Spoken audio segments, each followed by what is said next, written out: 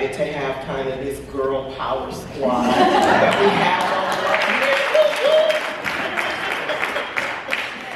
I have to do that. We have to strengthen each other. So I'm excited about us being here. I'm going to tell you a little bit about myself first and what we do at Workforce Alliance, and then we'll introduce the rest of the squad here, and we'll take it from there. So my position, Director of Career Development Services, means nothing to anyone. So let me just say that it's pretty much all things related to career development. Workforce Alliance is the administrator over the American Job Centers in the South Central region. We are one of 5 workforce development boards in the state, and our focus is really employment and training. And our audience is both the job seeker, but it's also business. You can't do workforce development without approaching both sides of that coin. And our efforts are really whatever pathways are needed to get an individual in a thrivable employment situation where there is growth and economic wealth building for themselves and their families. So it involves training, it involves job placement, it involves establishing talent pipelines. So anything to do with this workforce system,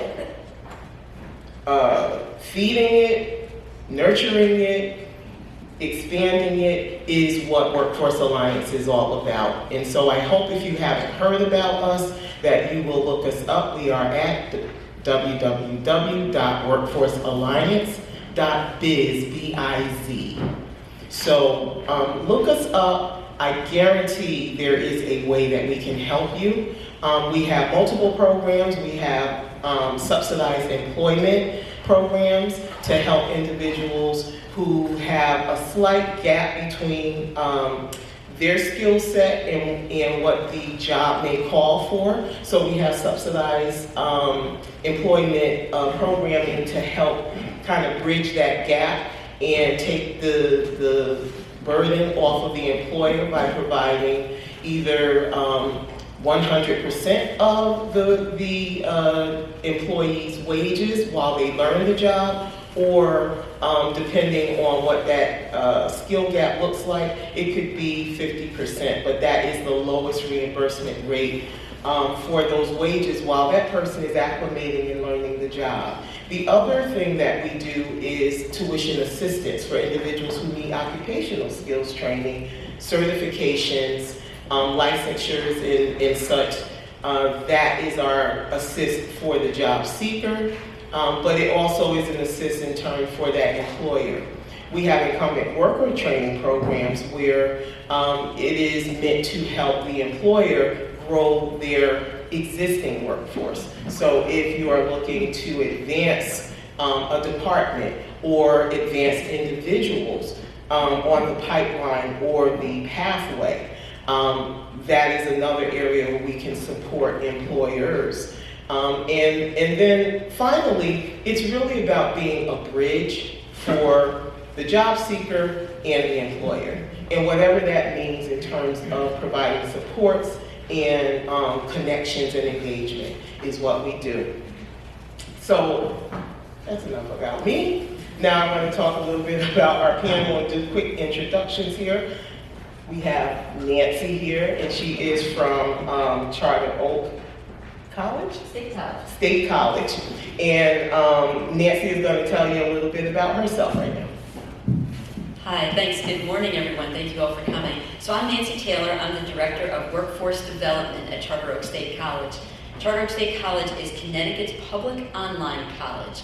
So we're part of the same system that runs the 4 state universities and the community colleges, all part of the Connecticut State College and University system. What's unique about Charter Oak, though, is that we are fully online, and we work mainly with working adult students. So I think what's really important about today's conversation is that we're going to be talking a lot about workforce and all the new things that are going on in workforce development. And I'm really proud to say that I've been at Charter Oak for almost 13 years, and we've always been a workforce college. So nothing's really changed about that for us. As I say, workforce has always been in our DNA. It's really been about taking people who are currently employed in the workforce who stopped out of college for whatever reason and needed to be able to get back to college and get their degree. What's changed a little bit now is what we're moving into, and won't steal the thunder from this conversation, but really talking about how we're now developing a workforce and what types of credentials are we using, micro-credentials, a whole bunch of new terms that you're going to learn about, but things that we're doing to take entry-level people and create pathways. And you've probably all heard a lot about pathways, so we're going to talk a little bit about that today. So let me not steal the thunder. Thank you, Nancy. And next I'll introduce Yolanda Caldera-Durant, and she is the Vice President for Program and Community Engagement at the Community Foundation for Greater New Haven. Yolanda? Yes, so you know, not the coffee in the morning. Good morning, everyone. I am really excited to be here and have this conversation with the squad and with all of you. So, the Community Foundation for Greater New Haven was established in 1928, and we are the region's largest grant-making organization. Our mission is to support, inspire, inform, listen to, and collaborate with the people and organizations of Greater New Haven to build an ever more connected, inclusive, equitable, and philanthropic community. Our foundation covers a 20-town region that also includes, obviously, the city of New Haven, surrounding suburbs, and also the 5-town Valley region of Ansonia, Derby, Oxford, Seymour, and Shelton, with our partner, the Valley Community Foundation. As far as my role at the foundation, I oversee our grant-making initiatives in career pathways. Also, I lead our work on inclusive growth, which I'll tell you a little more about as we get into the conversation, and also our community engagement efforts to connect area residents with good quality jobs in economic growth sectors in our region. So I look forward to the conversation.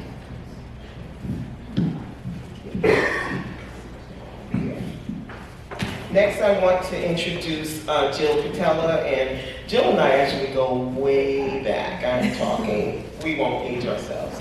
But Jill is the Chief Administrative Officer at Marrakesh Incorporated. So, Jill. I think it's decades.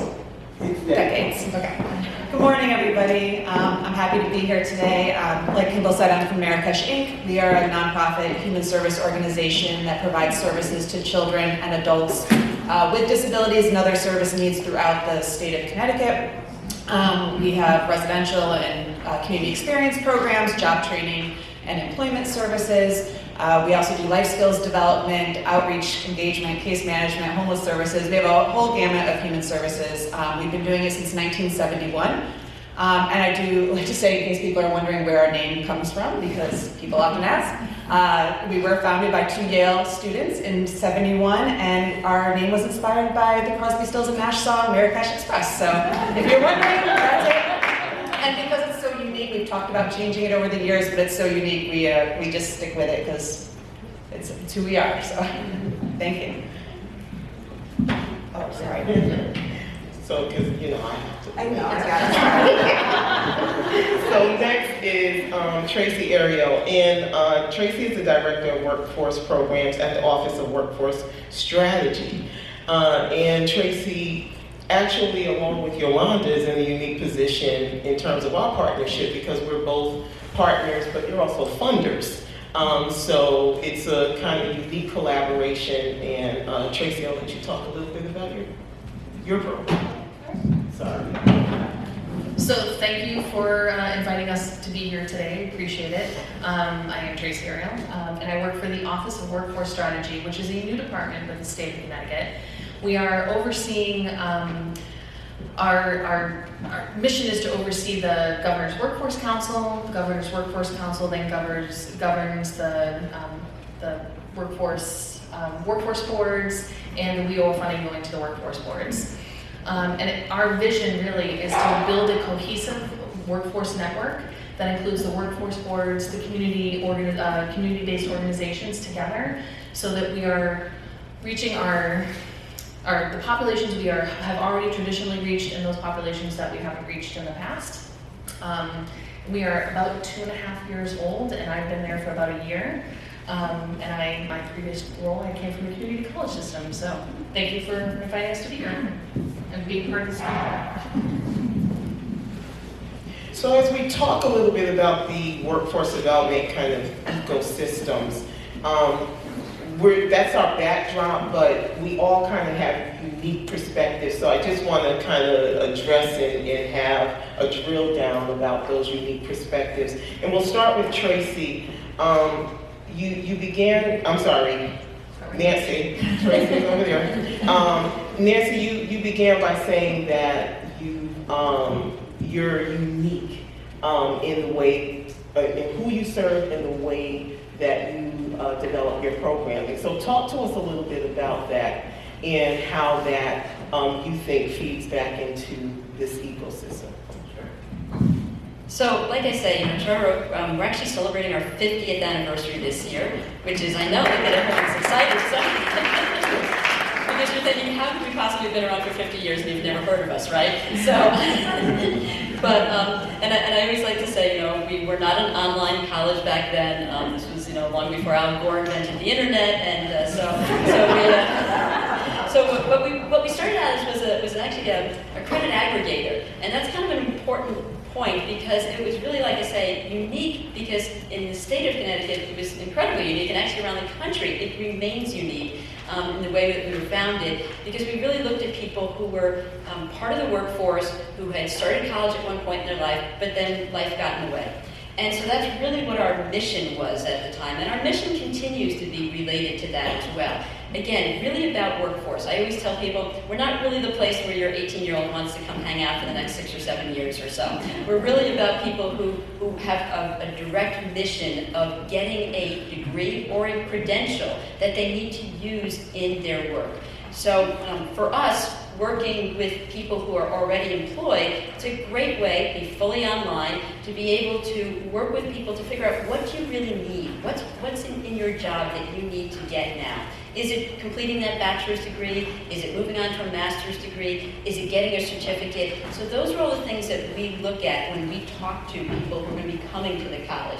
And my job has also been really working with employers. So that's really the key part of this, that we don't just work with students, we really work with employers and find out what is it that employers need, and how can this be really an employer-driven solution. And what's changed over the past couple of years, and I think, with or without COVID, this was probably coming anyway, but it's really, accelerated because of COVID, because now employers are in a situation where they just don't have the workforce that they need. And all of you in this room know that you are looking for a needle in a haystack right now. So now it's become, how can we get you that workforce? So either how can we train entry-level people to get into your companies or organizations, and then create these pathways. And that's really what this is all about. And that's what Tracy is doing in her organization. That's what this grants that we have right now. Charter Oak is also, we're all kind of related because we're all part of this Career Connect system right now. That is being funded, that 2 of us have a Career Connect grant, that Tracy is running these Career Connect grants.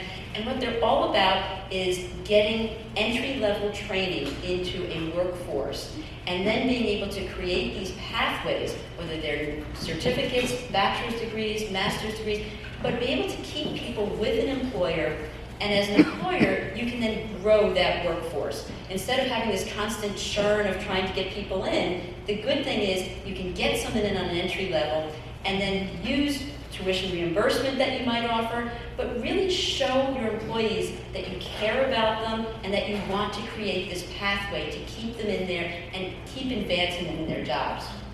Yeah.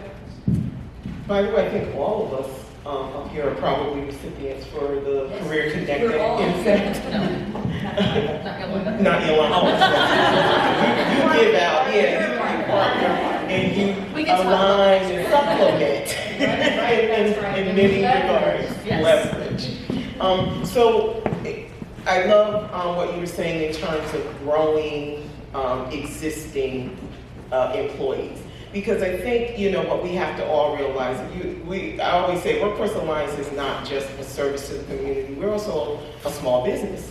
We employ up to 70 individuals, and we have to attract, you know, the right talent, right? So what is it that we can do as employers to be attractive and to also sustain our workforce? The one thing that I think we all face is that churn of constant, you know, kind of the revolving door. As soon as you get someone acclimated, out they go and you start all over. So what is it that you think that, you know, are some of the obstacles that people who are seeking to advance their degrees or education face as they're working, and what is it that employers can do to kind of support that, you know, that transition in that process, and then benefit at the end? That's a great question, and that's really where the crux of all of this comes in. And that's why the Career Connect grant is so amazing, that it's able to provide wraparound services. So there's a number of barriers that people face. First of all, for entry-level employees, think about it. If you're telling someone that they need to be able to get to class at 2 o'clock in the afternoon every day, that doesn't really work out for a lot of people, does it? So the nice thing about Charter Oak's programs is that we're all fully online. So it takes away that whole problem of transportation, childcare, and we know that those are real barriers. These are not made-up things. These are real barriers to why people can't complete an education. So being able to offer courses fully online, but we also know that there's other barriers as well. So let's say we're taking someone who's working a few shifts at Stop and Shop right now. To be able to say to them, well, you need to give up one of those shifts when you're providing for your family and figure out, you know, what is it that we can do? So for example, the grant that we have right now with Career Connect is called Building a Health Information Management Pathway.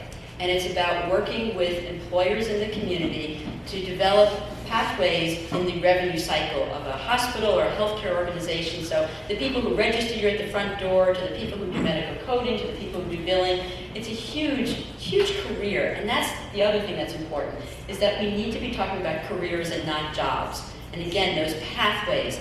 So the other thing that we're offering right now is a stipend. It's no longer enough just to give free training to people. Free training used to be enough.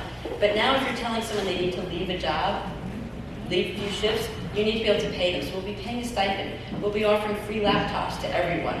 So that's really key. So to be able to do all of that, but what can employers do? Well, I think employers giving those opportunities to people. And that's really where we've tried to kind of turn this in another direction. For too many years, I think education has told employers, this is what we offer. These are our degrees and this is what we offer.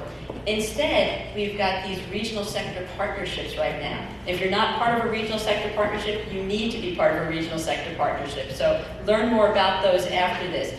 But you need to be able to tell us, what do you need? What kind of training do you need? And then working with you to develop those micro-credentials. So maybe everyone doesn't need the 4-year degree or the 2-year degree, but you need some credentials to get in the door.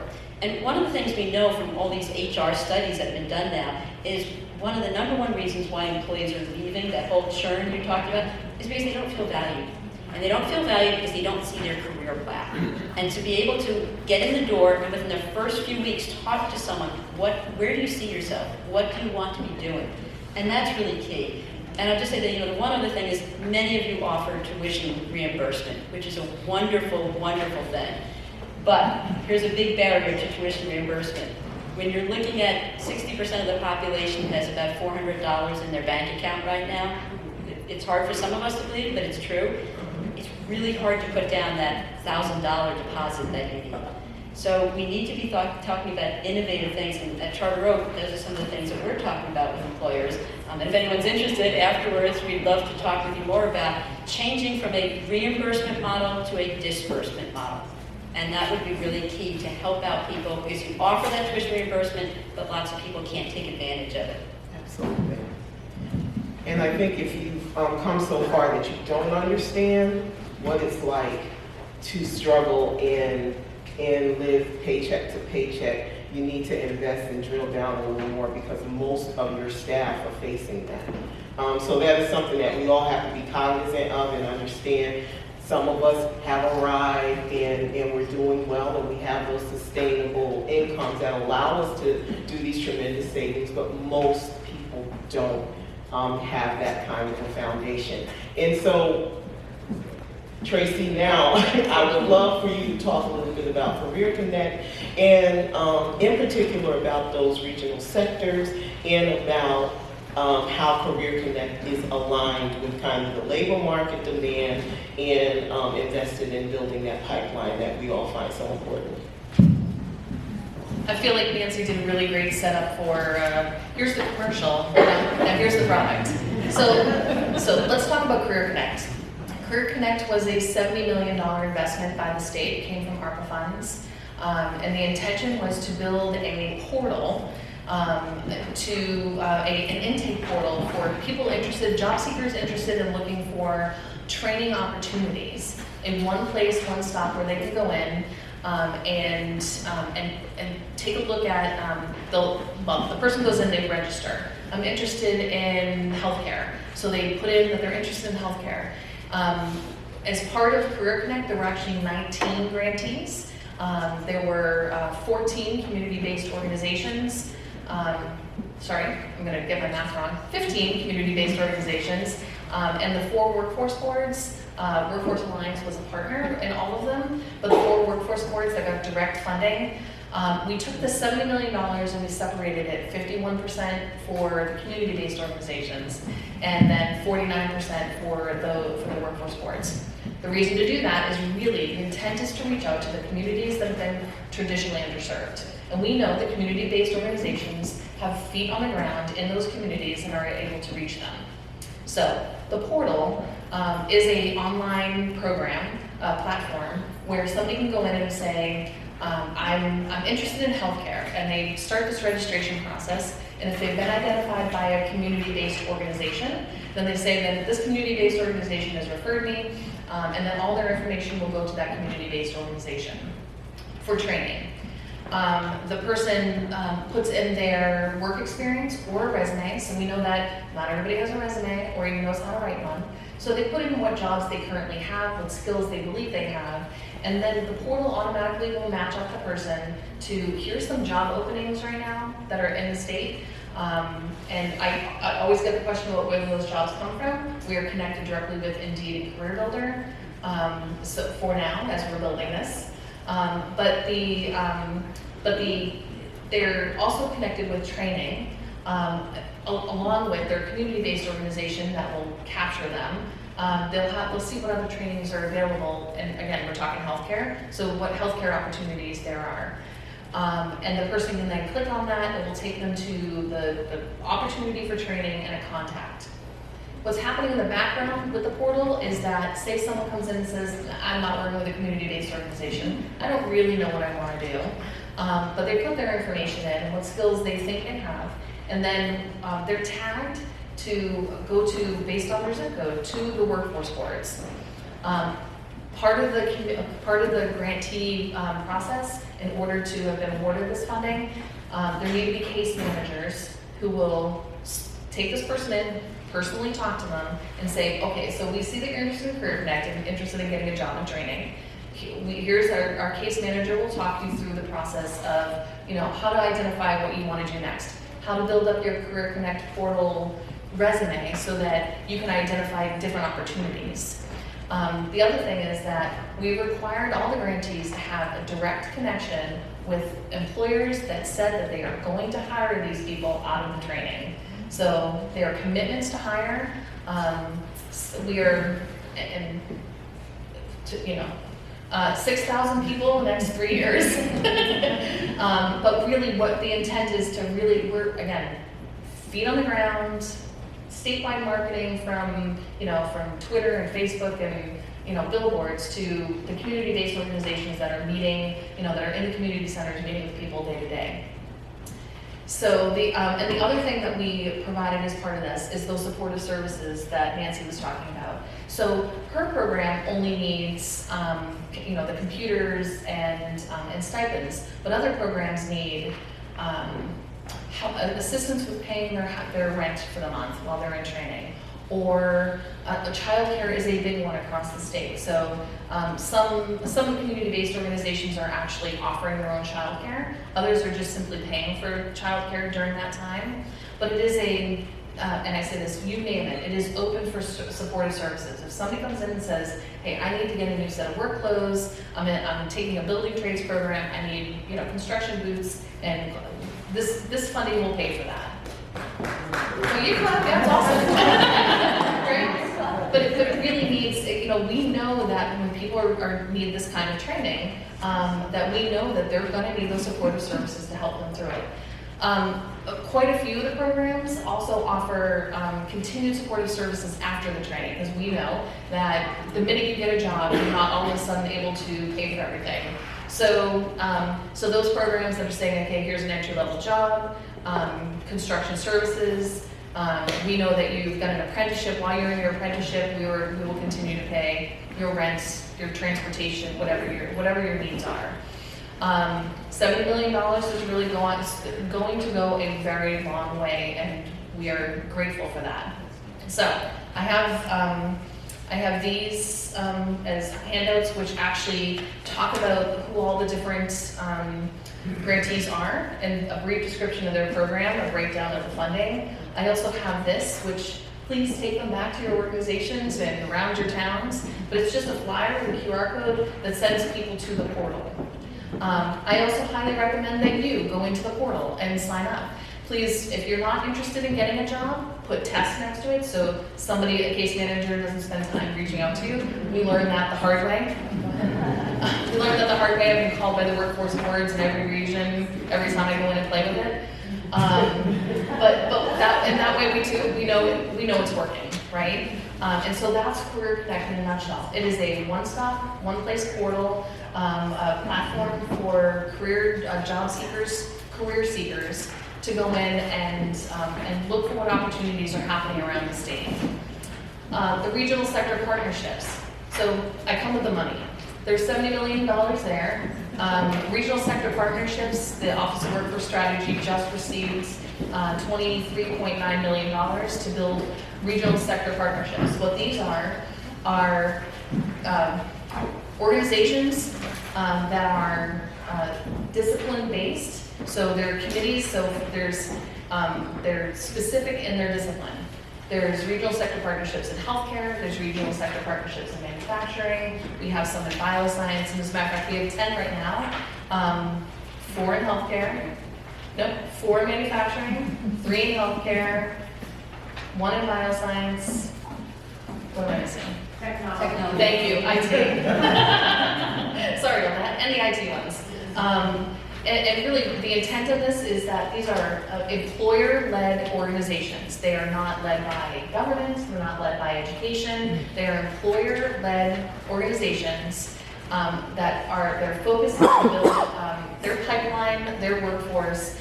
There's also conversations around logistics and other issues that they have because they're business people. And the education and government, we inform them. So if the healthcare RSP in your region is coming together, and we all know we are going to need CNAs, they're sitting down, they're reaching out to their local education providers and saying, hey, we need to build a pathway for CNAs. How do we go about doing this? And the funding that we received from the U.S. Department of Economic Development is to help them establish those committees. And we all know we need administration to get those kind of things going. And then to help, if they find training pathways, to build those training pathways to meet the actual need. The thing about this program is that it is employer-led, which means there are employer commitments, because that is I have an education background, and Nancy was correct in the fact that we have traditionally built the programs, and if we build it, they will come, and we know sometimes that's not really the case. So these are employer-led commitments. We're building a CNA program. We will hire everybody that comes out of this program, and those are the programs that are being funded. We insist, and I think Yolanda talked about job quality. Job quality, we are defining what job quality means. We are giving them a rubric, because education can't help it. But we're giving them a rubric that says, This is what a quality job is. Sustainable wage, having a succession plan from CNA to LPN,